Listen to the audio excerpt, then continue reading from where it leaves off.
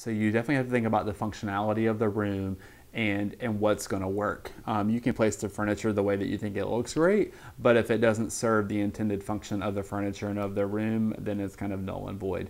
So I'm really thinking about the functionality and the way that people are going to use the space, I think makes the most sense. Some of the things I think about is I definitely do try to get away from putting the sofa on the largest wall or putting the dining room table in the middle of the dining room with a chandelier over it. Is how can we truly change up the space to make it interesting, but without making things non-functional and that people aren't going to feel comfortable sitting on the sofa.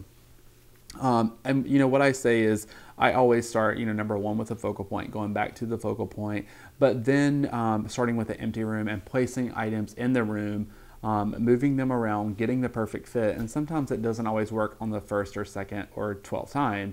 It truly takes, moving things around until you get them just the way that you want. And that's going on the fact of that you're working with a space that you can't change. I believe that interior design is starting with a project from, like I said, from concept, taking a room, and then you build the furniture and everything that goes into a room based on the space that you have. And that doesn't always work. So in the case